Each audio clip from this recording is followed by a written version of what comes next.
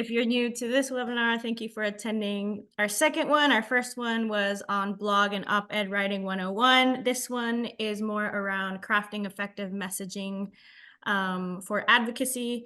So today, I'll go ahead and get started. If I can move it. So if you weren't on for our last webinar, my name is Andrea Ramirez. I am a communications manager for our partnerships and engagement team, supporting some of our COM state work. And I'm a former middle school math teacher from Texas. And I'll go ahead and let Zaria also introduce herself. Yes, I'm Zaria. I work on the EdTrust team as an associate on our partnerships and engagement team, and I am a former first grade teacher from DC. And we have a few speakers with us today. We have Kobila Huddleston, who is our policy lead for equitable school funding here at EdTrust, and Shayna, I'm sorry if I pronounce your last name wrong, Levitan, our P12 policy analyst at EdTrust.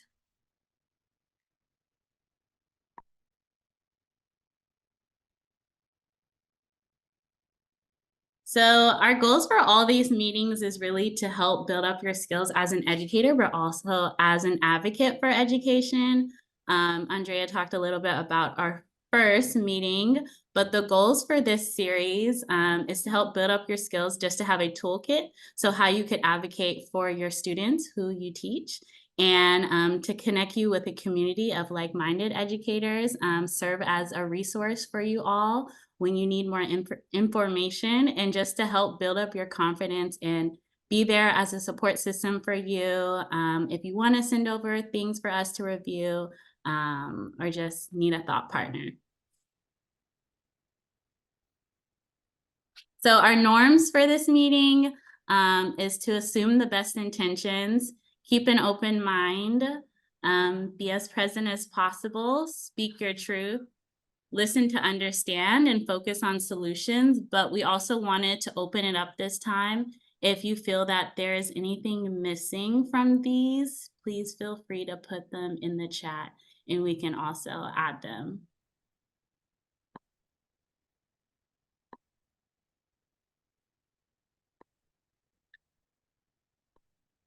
And this is how we will spend our time together today. So we've went through introductions. We'll go through, yes, celebrate each other, celebrate our successes. I love that one, Andrea. That was a norm to keep in mind.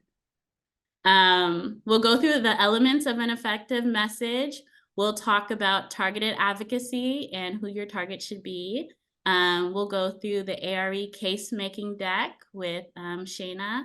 Then you'll have time to create your own messaging, talk through it with some folks, and then we will wrap up and give you some next steps.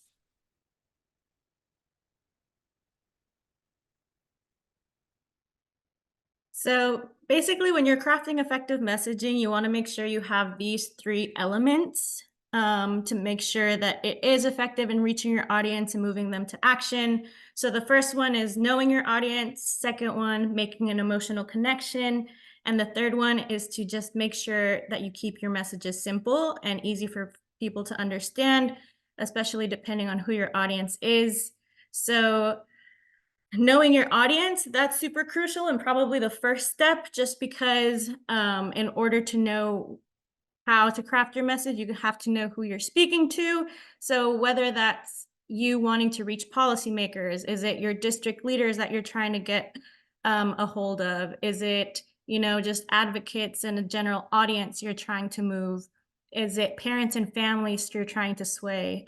Each of those audiences is very different and is gonna affect how you shape your message.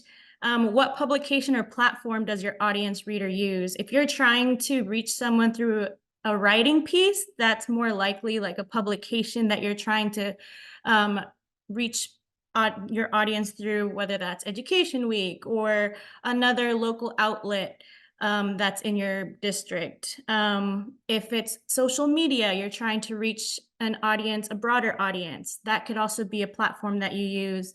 Or if it's more on a district or state level, is it a legislative hearing? Is it a school board meeting that you're going to share this message with? Knowing what your audience cares about is really important. So kind of thinking about what do they value and power mapping that out. And it's important to always connect their values with your advocacy messages, just because sadly, not everyone you speak to or your audience might not exactly align with your values, but understanding where they're coming from and their values is going to be really helpful for you to craft your messages to be more effective and push them to action.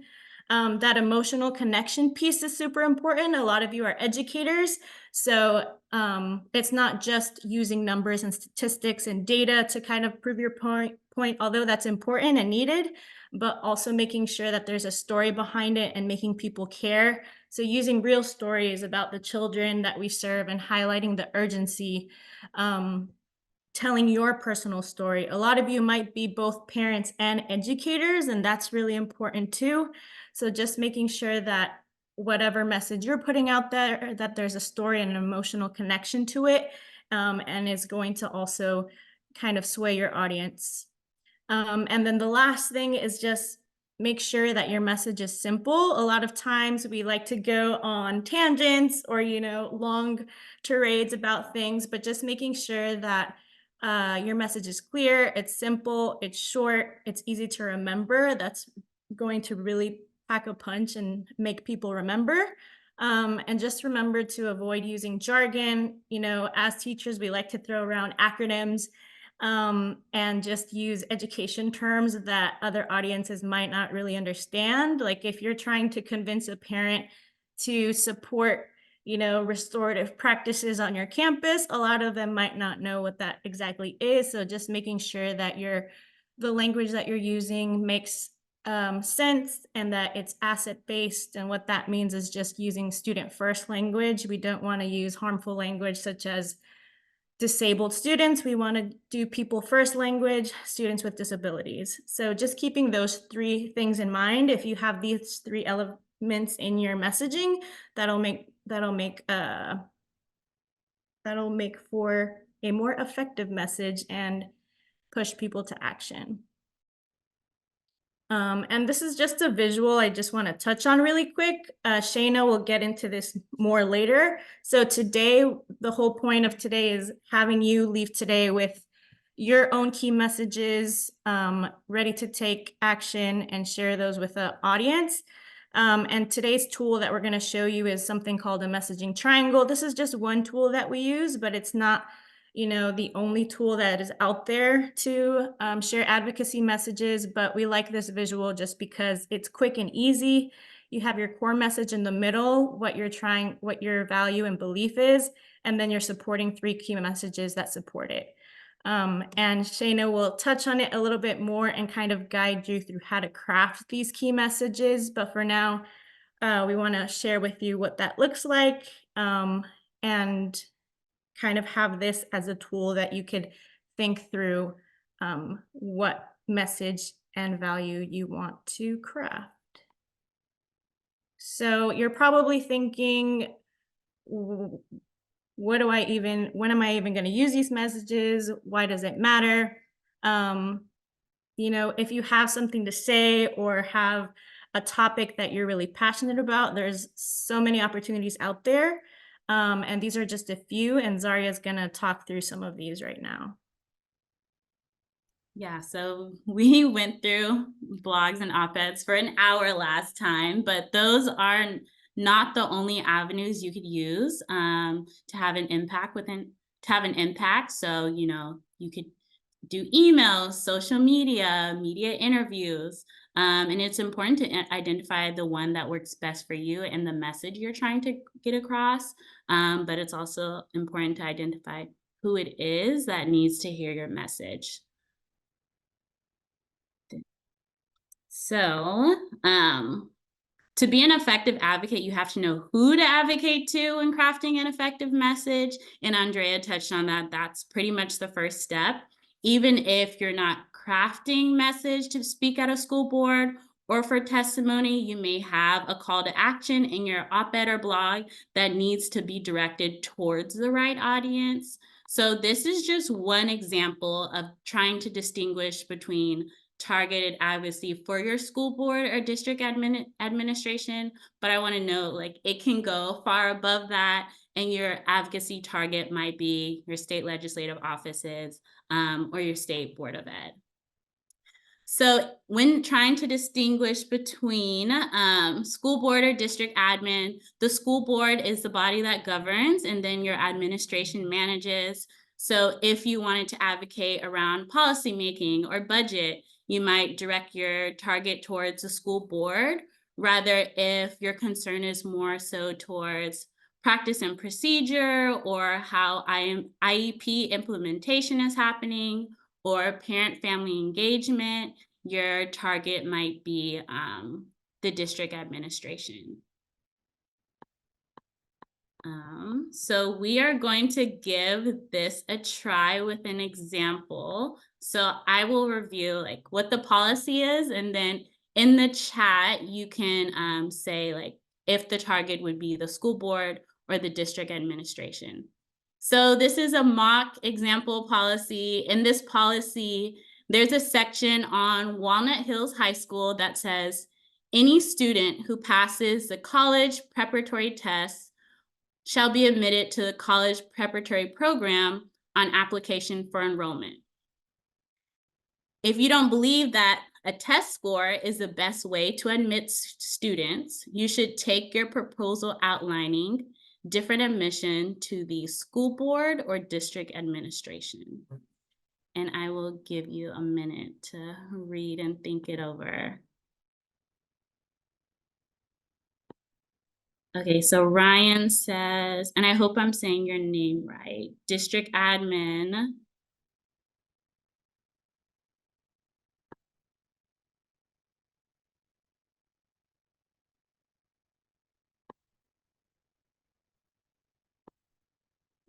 I will give a couple more seconds.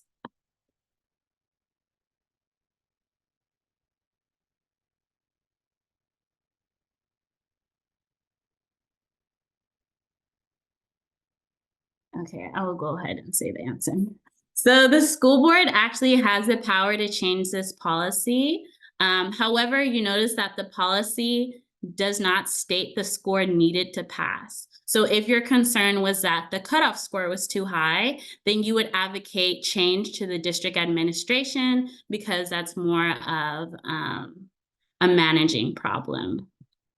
So all of this to say that it's important to know who to advocate to, because if you bring your issue or problem to the wrong body, they won't have the power to change it. And all the hard work you've done crafting your message and going through these trainings, you don't want it to go to waste. So the first step is to identify your audience. And we have an educational advocate with us today that also works with us, which is Kubila. She is a policy lead for equitable school funding, and she is going to answer some questions for us and give us more insight into the advocacy she's done. Okay, so first question, Kubila. How did you get started on your advocacy journey? And can you share the different opportunities you've had to be a part of that have allowed you to move an audience? Sure. And good evening, everyone. It's Quabila, just in case, because I know it's not a common name, but it is Quabila. So to answer your question, I mean, I've always been super passionate about education equity, really throughout my own personal experiences, and even in high school, being like the co-president of Students Against Restrictive Decisions and other organizations that really introduced me early on to being like a student advocate. And then subsequently, I, found myself pursuing opportunities that were really at the intersection of policy and advocacy. And that has allowed me to engage in like a variety of types of advocacy. So I've founded and led coalitions. I have directly lobbied DC council members, which is where I would say I cut my teeth the most on being an outspoken advocate. I've also written op-eds. I've done various media interviews. I've written sign-on letters, really running the gamut in terms of how I've used my voice in unison with other education equity advocates. Thank you. Do you have any tips or recommendations for getting your point across effectively? Yeah, I would say the time where I felt like I was really getting everything out there was when Twitter was Twitter and not X, right? I remember just really being able to use that as a tool, both for like call to actions or tweet storms, whether it was calling for increases in school-based behavioral health, calling for removing police from schools, and getting the attention of council members, DC council members who are responsible for making those actions. But even besides that, just bringing greater awareness to the fact that the district was about to make a certain decision, right? Or that a certain conversation was going to be happening. Um, it was my job to do that, right? So that it was a little bit different than folks who maybe are just like volunteering. But even though I don't do that anymore because I'm at Ed Trust, I am the vice chair of the Ward 5 Education Equity Committee, and we are still mobilizing to get educational resources to students and families in the ward. So um I think that there really is no shortage of issues facing our public education system.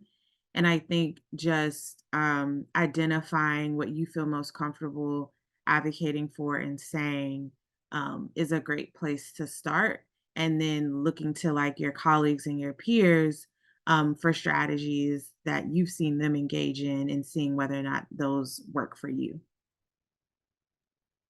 Thank you. So, when we start to get ready to craft these messages, what should educators, advocates keep in mind when they're in their prep phase or when they're getting ready to share with an audience?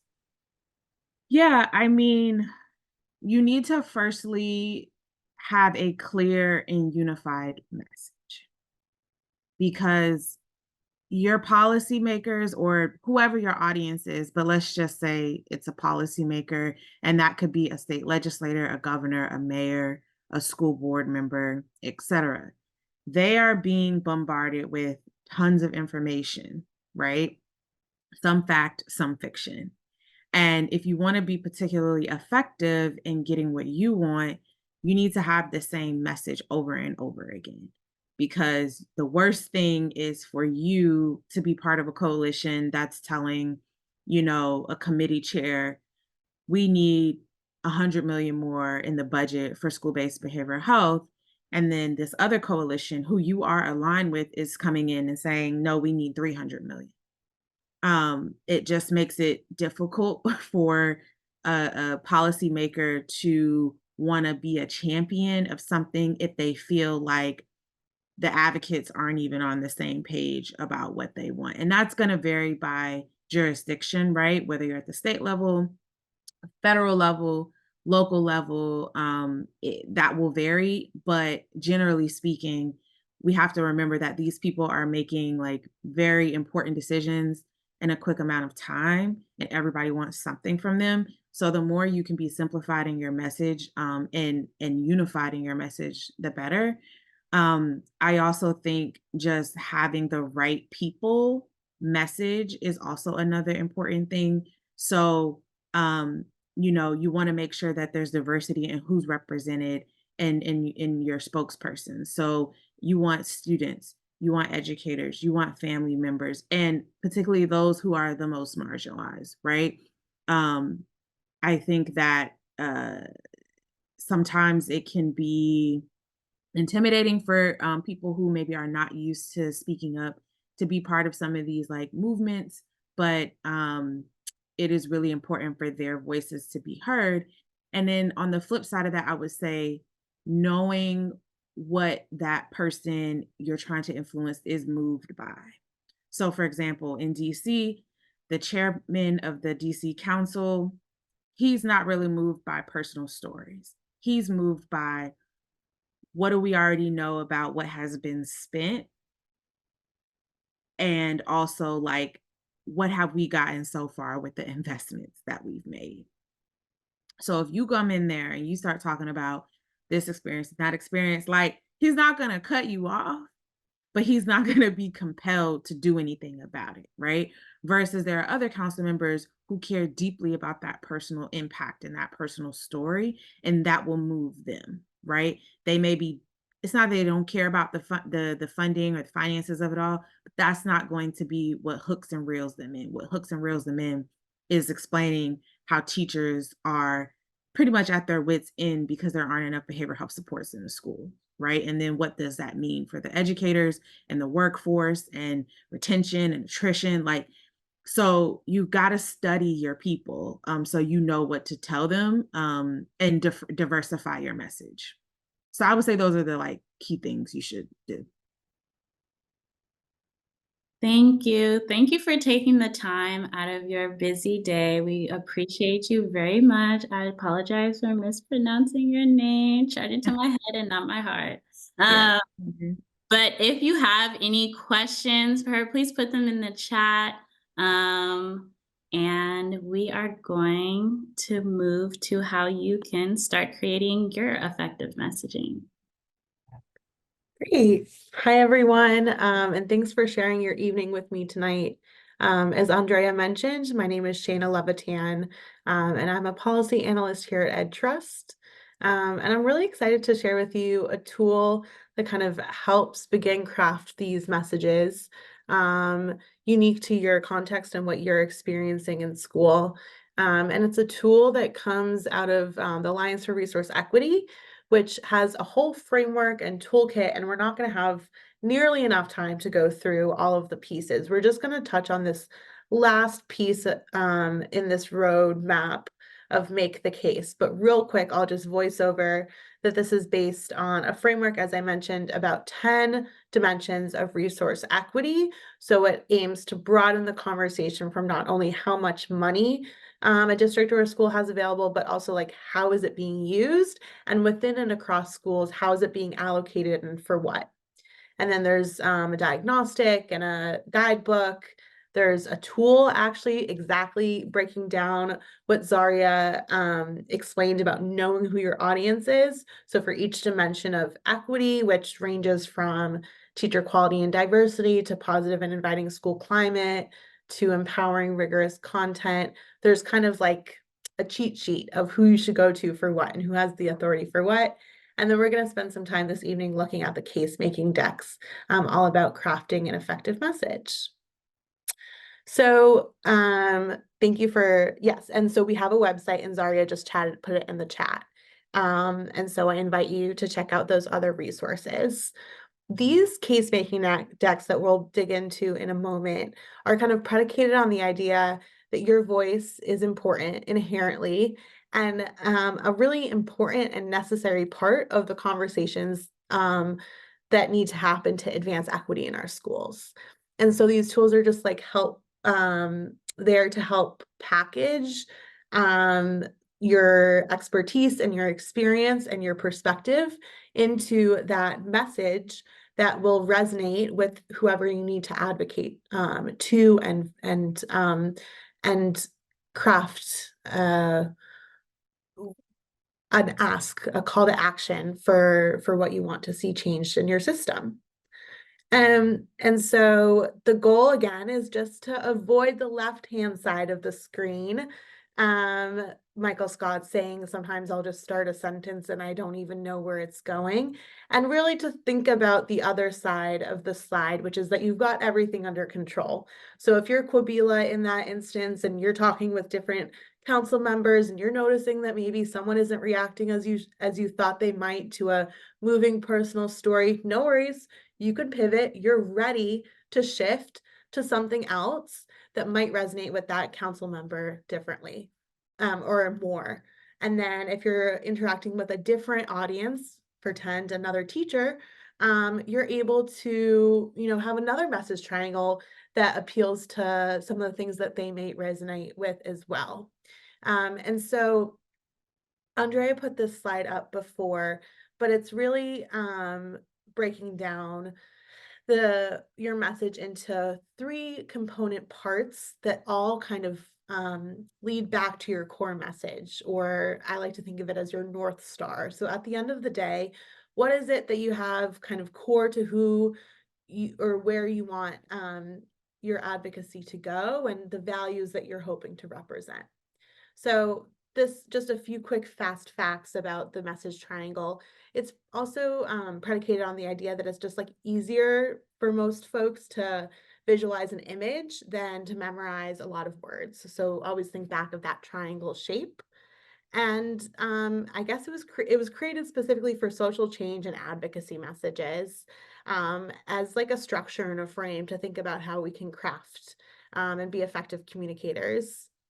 But it's not really a script, right? It's just like a thing about how you can think about how you want to structure your message. And so we propose in the case making decks like a 4-step kind of process that you can use to craft the message. So I'm just going to walk over each one, and then I'll show an example of a completed message triangle. So the first is to review key questions. This is a direct kind of callback to another piece of our toolkit. And so when I say key questions, that's because each dimension of resource equity has a set of key questions. But basically the point here is to kind of jog our memory about what we care about that relates to sort of this issue. So in this case, we're talking about positive and inviting school climate. So we're reviewing key questions such as, does each student experience a safe school with consistently enforced rules and discipline policies? Does each student have a positive relationship with the adults that they're interacting with in classrooms day in and day out? Does each student have access to effective social and emotional supports alongside their academic development? And how does, how are families authentically and meaningfully engaged? So after kind of jogging our memory of what we can think about when we're thinking about what it means to have a positive and inviting school climate, it's helpful then to identify the core message, the inside of that triangle, um, to begin to determine what you want to communicate in the end. And so we've put together a vision, again, based on the Alliance for Resource Equity's dimensions.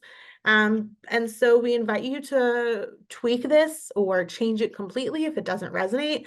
But again, that middle of your triangle should be your North Star key message. And from there, once we have a really clear center of the triangle, we can build out the sides of the triangle.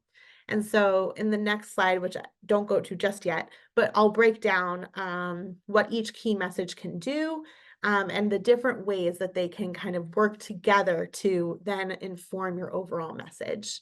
But we want that to start with data. So we present some available data that you can use in Appendix A of the decks. And then we'll ask you to build, like the deck asks you to build out some additional elements. So a data metric, a soundbite, and a personal story for each key message.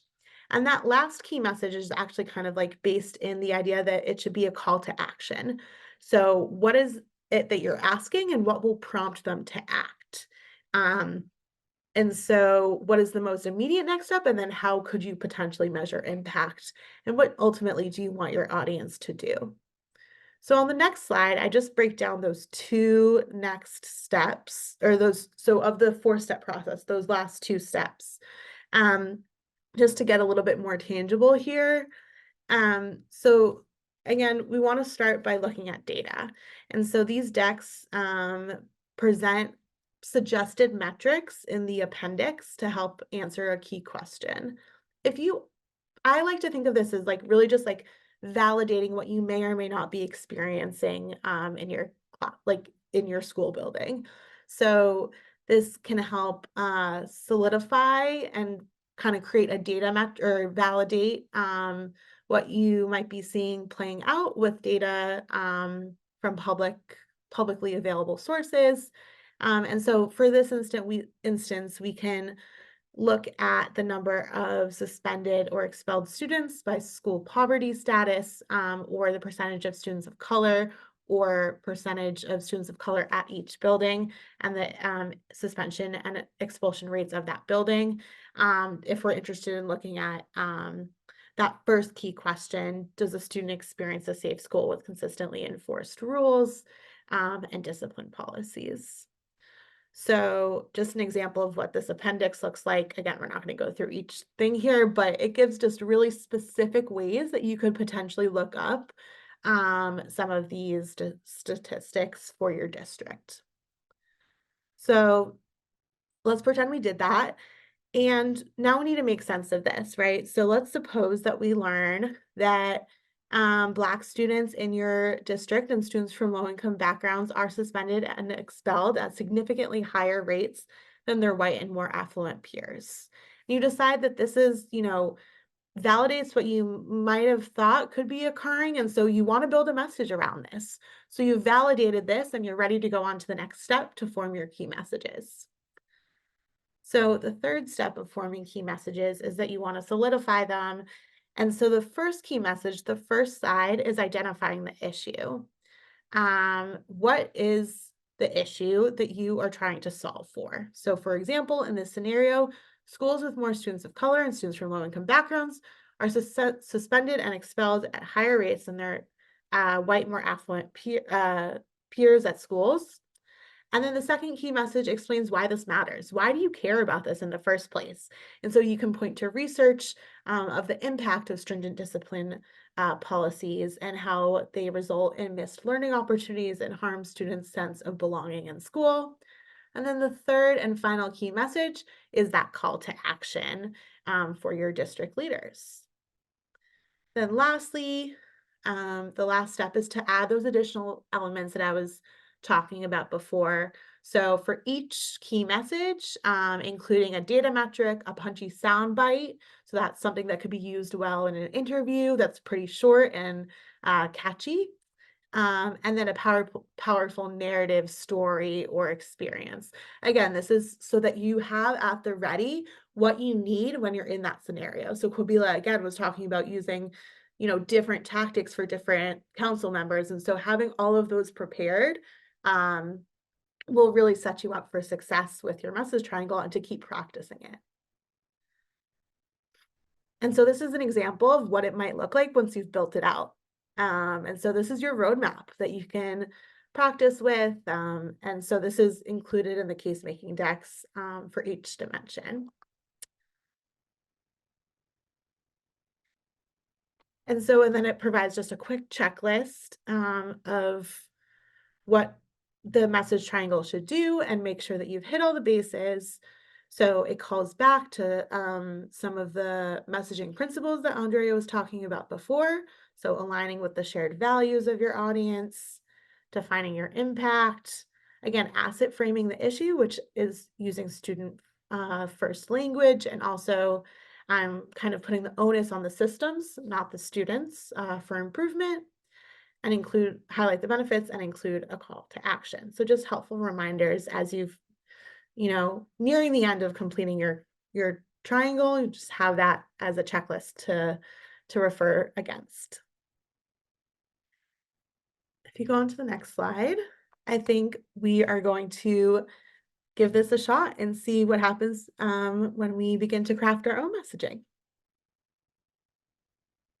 Yes, thank you, Shayna. So you are now going to have 10 minutes to, take a shot at this messaging triangle. We know 10 minutes isn't enough time to craft an effective message. We would not recommend 10 minutes to craft a message and then give testimony, but you can use this 10 minutes to either choose one of the case-making decks and explore them. So the ones that we're going to highlight are the Positive and Inviting School Climate deck, which I will give you a link to, Empowering and Rigorous Content, or Teacher Quality and Diversity. And they can all be found in the link that Shayna just shared. Or you can use the 10 minutes to Identify what your core or your North Star would be, and then what your supporting key messages would be. Maybe not building out the data metrics for each one in your sound bites, but at least an outline of what that would be. We've also included some questions to guide you on the side, pretty much what we went through in this presentation. Who is my audience and what do they value? What story do I want to tell? And what message or point do I want to get across? And what evidence or research can support this? And what will my move or call to action be? And Andrea has put together a great list of resources as well to get you started, and examples on the next slide. And I am going to link these in the chat if you would like to use them as an example. You will also have this presentation after, so you can always go back to these and use them in the future when you're advocating. If you go to the breakout room feature, I believe you can opt into one of the 3 rooms if you want to go into those specific breakout rooms to talk about these specific dimensions. But if you feel like maybe one of these 3 dimensions isn't really a topic you want to speak to for now, feel free to stay in this general room, and we can, assist you. If you have questions, you can put them in the chat. And we can help kind of guide you, but this is really kind of a 10-minute free time to craft what you want your key messages to be, whether you've identified an opportunity. Maybe some of you were in the last session and are still working on a blog that you're drafting. We're happy to also help you brainstorm through that to develop your core and supporting 3 key messages. So just keep these questions in mind, and I will play some background music and put 10 minutes on the timer for you to go ahead and draft. Thank you for tuning into my very mixed playlist. Wanting to go ahead and get us back together. I don't think anyone went into the breakout rooms, which is easier for us, but wanting to go ahead and share, I know that Zaria put in the chat those initial 3 case-making decks around those 3 specific dimensions. I do want to share out that there are more case-making decks around different dimensions. So if any of these speak to an issue that you're really passionate about and feel like this is a topic that you want to speak out about specifically, there are case-making decks that can probably be a starting point for you with templates, as well as, key messages that you can work from around those specific dimensions. Using this QR code, you can find those there. We'll also share these resources afterwards with you all as well.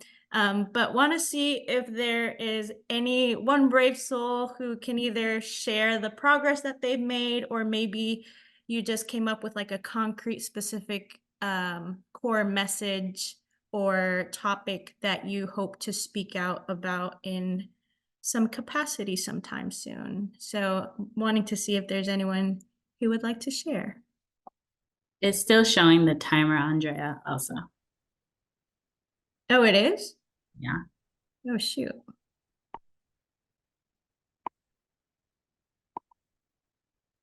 Is it showing the presentation now? Yeah, now it shows the share out and resources. Okay, sorry about that. This is the QR code. Y'all would probably think, it's crazy. And these are all the different topics that are available within our Making the Case for Dimensions of Resource Equity that Shayna shared earlier, which we will share with you afterwards. But if there's any brave folks that would like to share, would love to hear from you.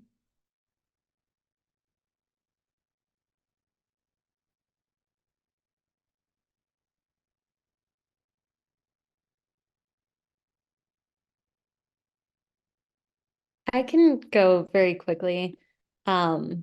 This is very rough, but the core message is all students deserve access to AFAM studies in school. The first message is African American studies are currently being labeled critical race theory and targeted by conservative policymakers and courts. The why is that it's important that minoritized students have access to their own history and that all other students have access to a multicultural education.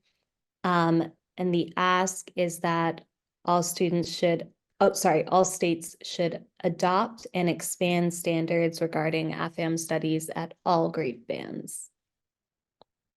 I love that. Thank you for sharing. And is it Carolyn or Caroline?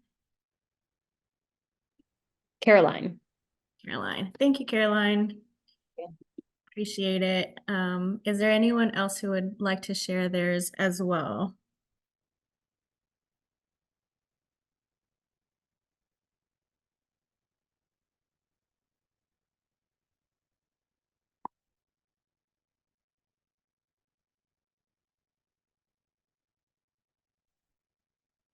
Well, no matter where you are in your drafting process, hopefully this is kind of a start to guide you in the direction that you want to go, whether that's writing a blog, sharing on your social media platforms, or maybe if it's even sharing with your principal or a parent, whatever avenue you choose, we're here to support you and hope that you can leverage us as a resource as well.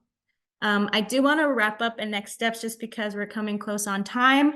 So what's next is continue identifying an issue in your school community you're extremely passionate about and identify opportunities to share those messages while remembering to keep it grounded in stories, data, and evidence, and have a solutions-oriented call to action. And if you scan the code, that will take you to our resource page that we'll share with you afterwards, but that's there also for you to scan if you currently have your phone on you. But before we do end, I do want to share a few opportunities that EdTrust has specifically for educators. So the first one is, as you know, May is Teacher Appreciation Week. We're coming close to there. We have a blog series every year called Why I Teach Where I Teach, where we like to highlight inspirational stories from educators who are, doing the work in the classroom, serving students well. So if you would like an opportunity to write your first blog, or maybe it's not even your first blog, but you'd like an opportunity to share your story, we are looking for educators who would like to share. And if that's of interest to you, you can email us directly, and we're happy to kind of give you the guidelines of what is all needed. It's really kind of just answering a few questions, sharing about your experience. The second opportunity is Ed Research for Action is launching an advisory board, and they want to engage 25 people working in the school and system level, and who better to join than educators themselves. So that's a little information of what the commitment would look like for board members. The application is open. So we encourage you to apply. Your voice is crucial, and all spaces, not just, the school level, but at the district level, state level, and national level.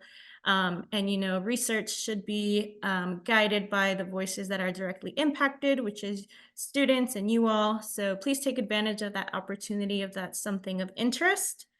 And then the last opportunity I want to share before we close out is we are looking for educators who are right now confronting or see the impacts of what censorship laws have been doing in their state. So if this is something you're passionate about or have seen it impact directly you, your students, or your school community, we would love to hear your thoughts, and we'll share again this QR code and survey afterwards with you all. But these are just a couple of ways where you can make your voice heard and share your story. And these are all different formats of how that looks like. So whatever you're most comfortable with, we encourage you to share. And then lastly, we just want to wrap up and say a huge thank you to you all. I know that it's February, it's close to testing season, and a lot of you are in that phase of just grinding till the end of the school year, surviving and thriving. So thank you all for making the time. Our next training session is how to be an effective media spokesperson. If you never had a media opportunity or spoken to a reporter, this is a really good session to teach you all some tips and tricks on how to navigate that and master that, just because education issues right now that are happening and that educators are facing. Reporters do want to hear specifically from educators, and would love to see you at our next one on March 25th at the same time and same day. But with that, I want to close it out. Thank you all for joining. And we will follow up with a recording for this webinar as well as the resources and the opportunities shared here today. So thank you all, and I hope you have a great rest of your week. Thank you. Bye. Thank you. Bye.